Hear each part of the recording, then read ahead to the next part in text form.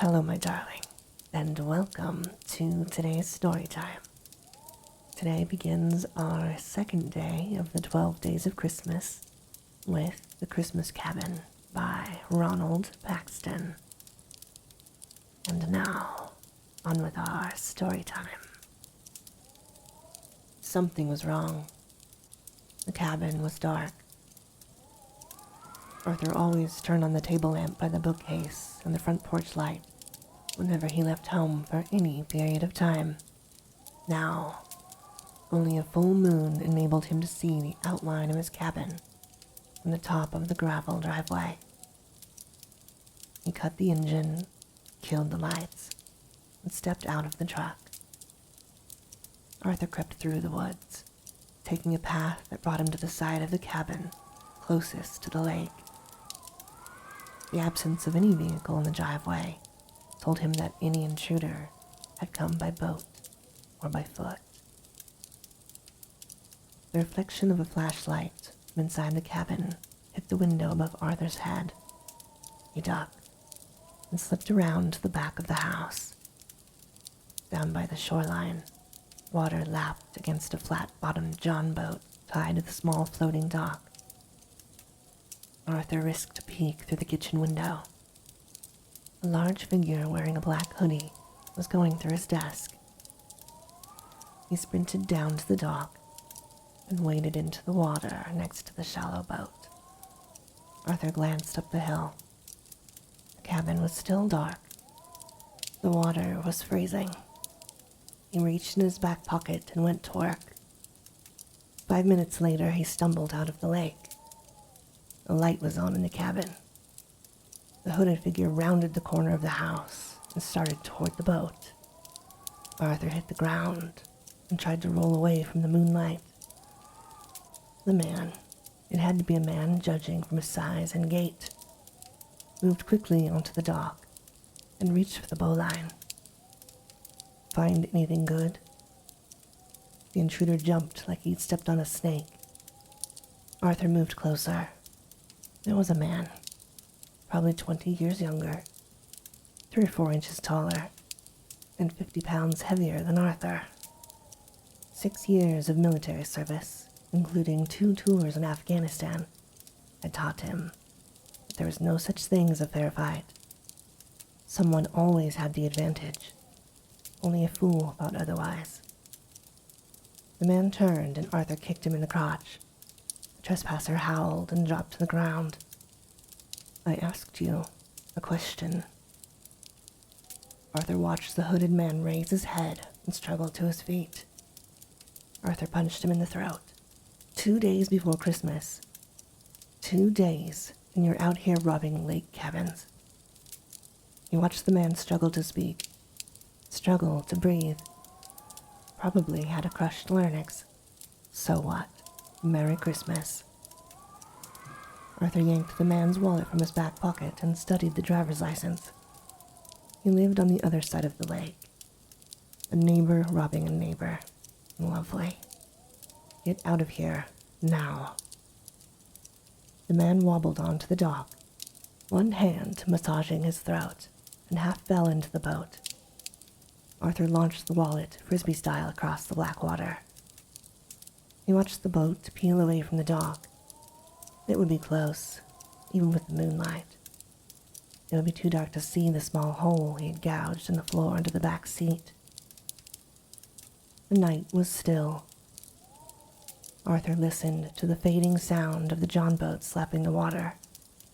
A moment later, the engine coughed, sputtered, caught again, and died. The sound of something thrashing in the water. Maybe a paddle. Maybe a drowning man. Hard to call for help with a smashed larynx. He waited. The thrashing stopped. Silence reclaimed the night.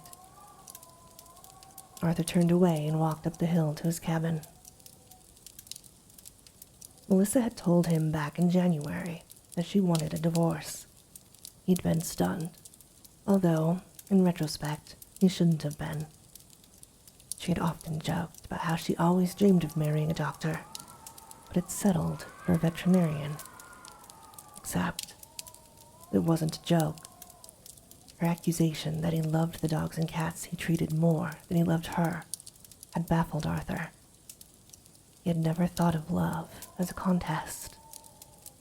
They, or rather she, had used a high 7-figure inheritance to build a 5,000 square foot mansion in a gated community. Arthur had been ashamed and embarrassed to live in a home he couldn't afford, with a wife he couldn't support on her terms. His partners at the small veterinary clinic teased him about being a kept man.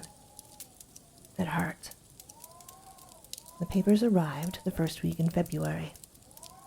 By then, he was living in the cabin, an hour away from Melissa, but a world apart. He had signed the documents, put them in the mail, and crawled into bed at 3 o'clock in the afternoon. Arthur was surprised how quickly things moved. He had always heard or assumed that divorces moved at a glacial pace. Before he knew it, Melissa and her lawyer had emptied his pockets and sent him a copy of the final divorce decree.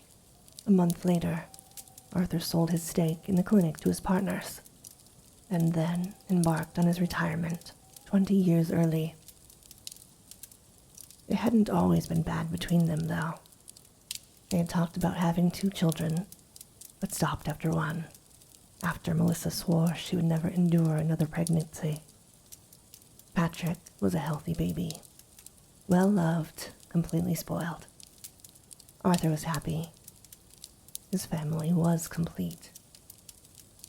In the early years, they vacationed at the cabin, a rustic 1,200 square foot structure that Arthur had inherited from his grandfather. Patrick loved exploring the woods, fishing along the shoreline, and going out in the canoe. When the weather was warm, Melissa would pack a lunch, and they would spend an afternoon swimming and relaxing in a quiet cove. Patrick had been the one to name it the Christmas cabin. Every year, Arthur took off the week in December so they could spend the holiday at the cabin. The woods and lake were pristine, unspoiled by the summer crowds. There was no television, but there was a radio, board games, and a bookcase that was overflowing. And on Christmas morning, there was more of everything. Then it all stopped. The cabin was boring, Melissa said. Patrick wants to stay in town with his friends, she said. Why can't we go skiing instead? She asked. Arthur couldn't afford a ski resort, so they stayed home. The inheritance killed what was left of their marriage. Arthur lost his son when Melissa bought him a car for his 16th birthday. Patrick no longer had time for animals, nature, or Christmas cabins. It had been a hard year, but Arthur had learned to embrace the solitude.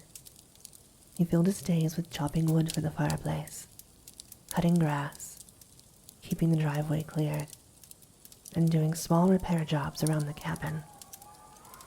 Fishing in a small garden kept his grocery bill manageable. He had just filled the wood box and was drinking a glass of tea when a familiar white Lexus turned into the driveway. What the hell? Arthur waited as Melissa stepped out of the vehicle sporting a new hairdo and an outfit that probably cost more than his first car. Someone's got a new boyfriend. Probably her lawyer, poor guy. I tried to call, but you didn't answer, she said. Arthur said nothing. He'd canceled his phone service months ago. Patrick's spending the holiday skiing in Vail with friends. You're welcome to stop by Christmas Eve to see him before he leaves. He said nothing. Arthur watched his ex-wife shift her stance and toss her hair. He swallowed a laugh. You were a good father, Arthur. I'm still a good father, Melissa, he said. Patrick knows where I live. He's welcome here, every time.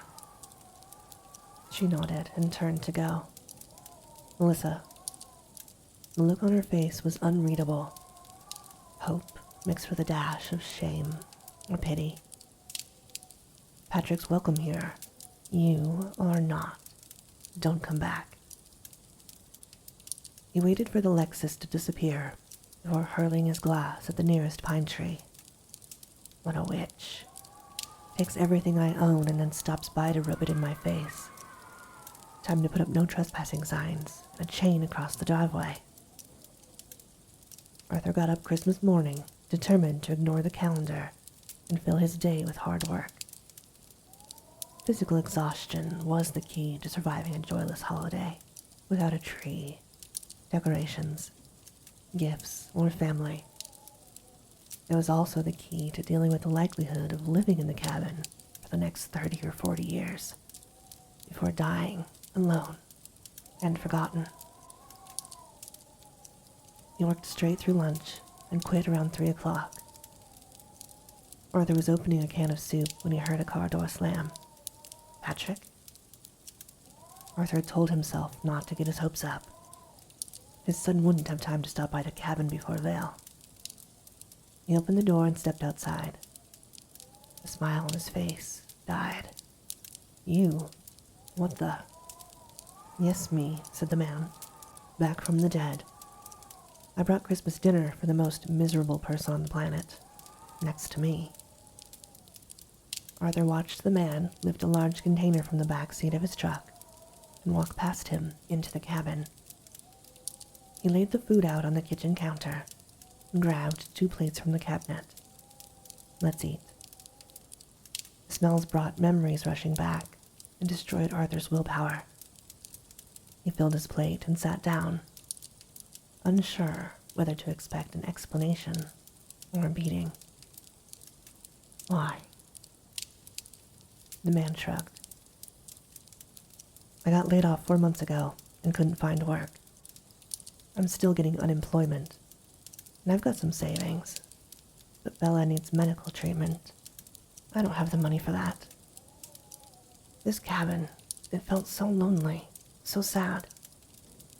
It felt like my home. I didn't take anything, only because there was nothing here to take. Man, this place is Spartan. Anyway, I wanted to do something to set things right. Arthur got up and refilled his plate. Who's Bella? She's my dog, a 10-year-old golden retriever. They finished eating in silence. Arthur stared at the man he'd tried to kill. Thanks for dinner. I still hate you. The man nodded. We'll never be friends. No, he said. Arthur watched the man place the leftovers in the container and carry them out to his truck. I'm a vet. Bring Bella over tomorrow morning. I told you. Arthur waved him off. It won't cost anything. We can eat those leftovers for lunch. The man drove away, and Arthur went back inside. He felt sleepy from the meal and the day's work. There would be more turkey tomorrow. And Bella. He glanced around the small cabin. So many years. So many Christmases with his family. This wasn't the best Christmas he's ever had. But it wasn't the worst. And this, my darling, ends our story time for today. As always, I hope that you have very sweet and creepy dreams.